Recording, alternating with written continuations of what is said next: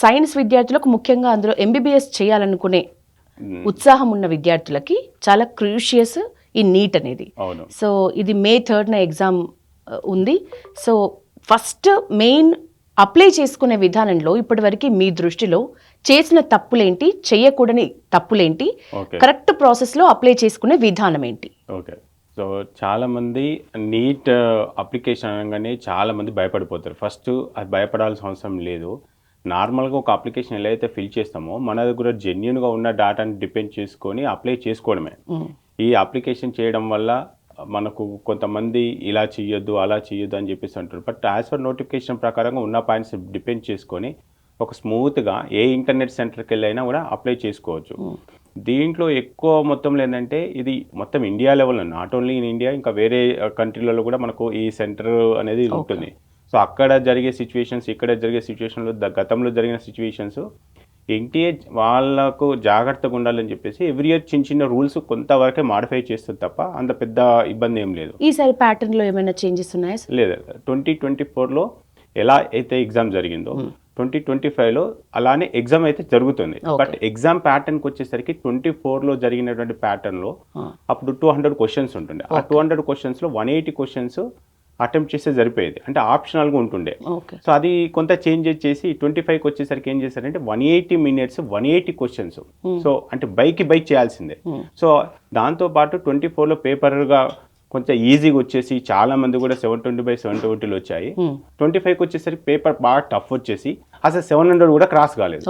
So అది జరిగింది. అసలు ఇప్పుడు 2025లో ఏ ప్యాటర్న్ అయితే ఉందో సేమ్ అదే ప్యాటర్న్ ఇప్పుడు 2026లో కూడా కండక్ట్ చేస్తున్నారు. ఇక 25లో ఉన్న అప్లికేషన్కి 26లో ఉన్న అప్లికేషన్కి ఈసారి చిన్న చేంజెస్. అది ఓన్లీ ఇక్కడ మనకు ఓన్లీ మన నీట్లోనే కాదు, జేఈ మెయిన్స్లో కూడా తీసుకొచ్చారు.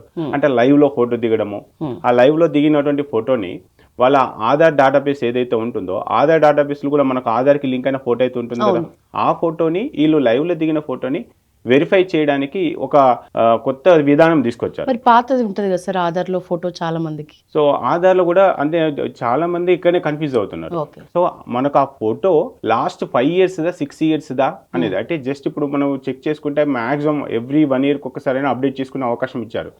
లేదా లాస్ట్ ఇయర్ నేను అప్డేట్ చేసుకున్నాను, 2 years బ్యాక్ అప్డేట్ చేసుకున్నాను.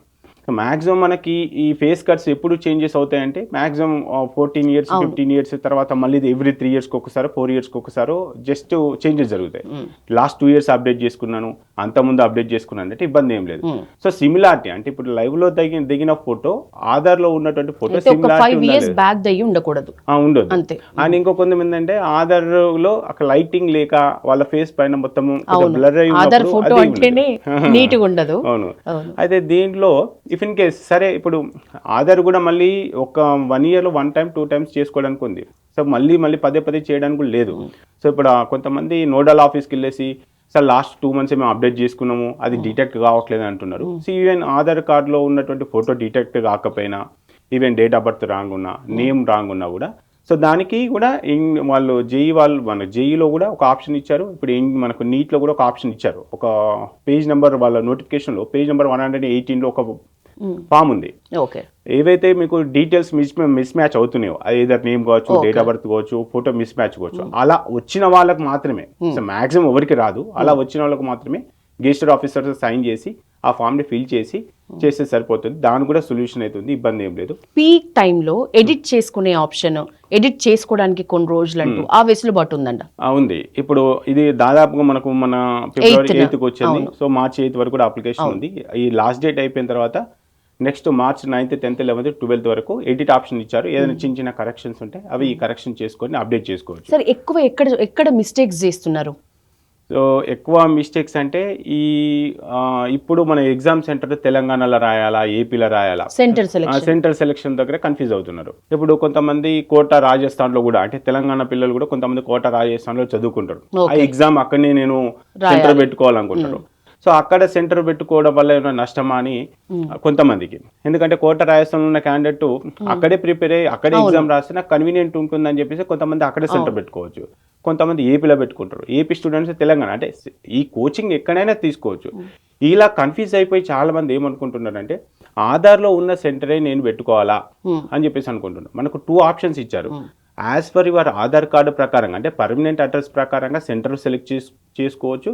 ఈవెన్ కమ్యూనికేషన్ అడ్రస్ ప్రకారంగా కూడా చేసుకోవచ్చు. సో మన వెసులుబాటును బట్టి కన్వీనియంట్ బట్టి మనం సెలెక్ట్ చేసుకోవచ్చు. సో ఇక్కడ అవి ఆ సెంటర్స్ దగ్గర నేను మరి ఇప్పుడు తెలంగాణ లోకల్ కదా, నేను వెళ్ళేసి నేను ఏపీలో ఎగ్జామ్ రాస్తే ఏపీ లోకల్ అవుతానేమోనేమో అని, ఏపీ లోకల్ కదా నేను తెలంగాణలో ఎగ్జామ్ రాస్తే తెలంగాణ లోకల్ అని, ఈ ఎక్కడ ఎగ్జామ్ రాసాం అనేది దానికి సంబంధం లేదు. సో ఈ లోకాలిటీ నాన్ లోకాలిటీ అనేది మళ్ళీ మనకు ఏ స్టేట్కి ఆ స్టేట్ రూల్స్ రెగ్యులేషన్స్ ఉంటాయి.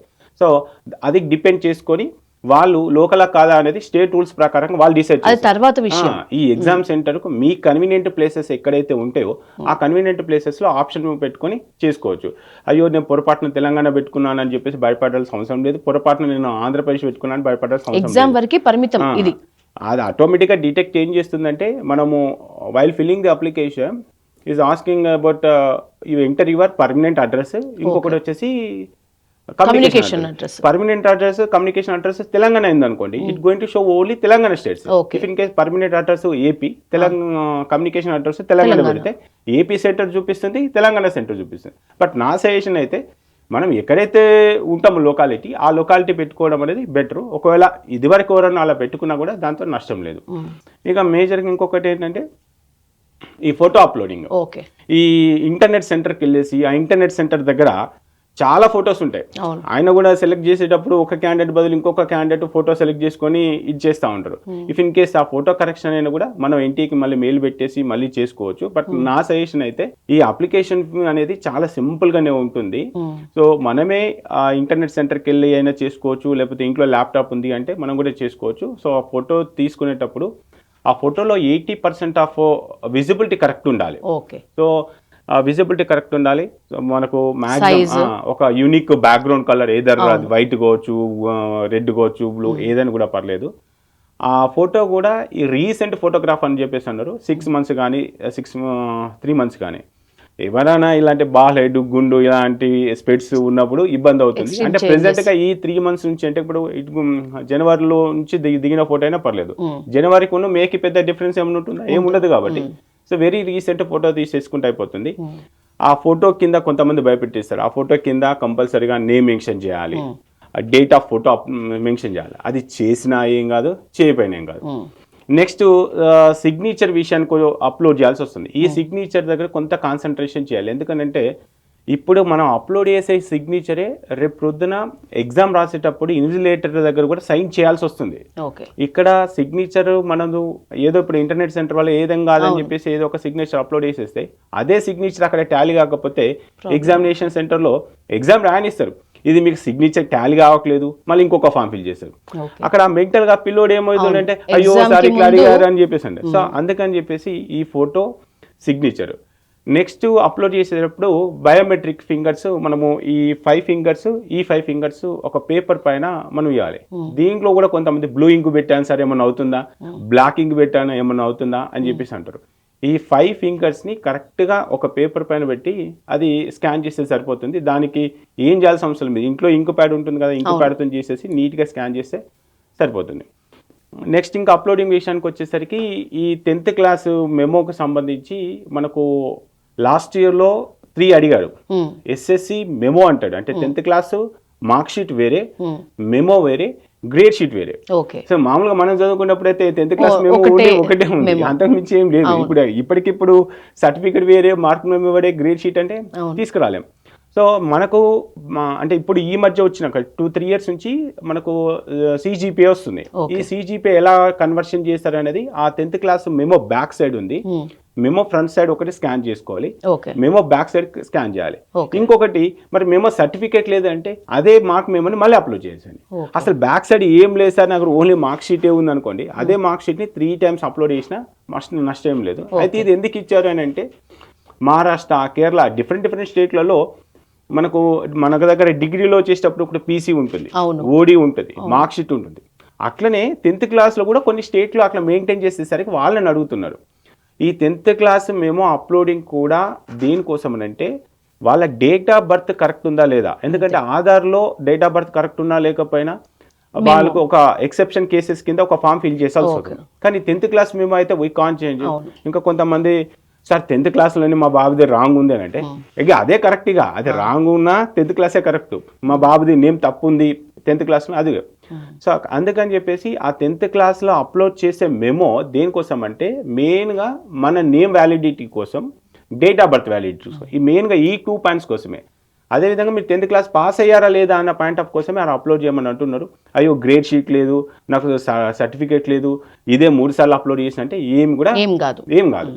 సార్ నెక్స్ట్ ఇక ఓబీసీ అని చెప్పేసి ఓబీసీ ఎన్సీఎల్ అని చెప్పేసి ఉంటుంది. ఓబీసీ అండ్ ఈడబ్ల్యూఎస్ కూడా, OBC and EWS. SC ST వాళ్ళకైతే మామూలుగా ఒక క్యాస్ట్ సర్టిఫికేట్, అంటే ఎస్సీ ఎస్టీ కేసులో కనుక తీసుకుంటే ఎస్సీ ఎస్టీ వాళ్ళది క్యాస్ట్ సర్టిఫికేట్ ఎప్పుడు కానీ ఒక 3 yearsకి ఒకసారి కొన్నిసార్లు ఈ క్యాస్ట్ రిజర్వేషన్స్ అన్ని రివిజన్ అవుతూ ఉంటాయి కొన్ని స్టేట్లలో.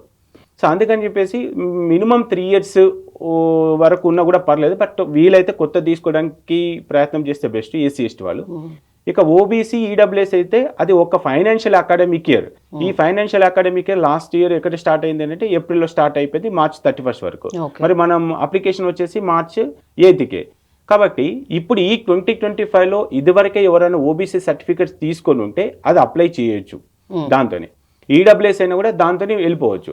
లేదు మేము ఇంతవరకు ఎలాంటి ఈడబ్ల్యూఎస్ కూడా తీసుకోలేదు, ఓబీసీ కూడా తీసుకోలేదంటే మనం మీ సేవకి వెళ్ళేసి అప్లై చేసుకోగానే వాళ్ళకు రిసిప్ట్ ఇస్తారు.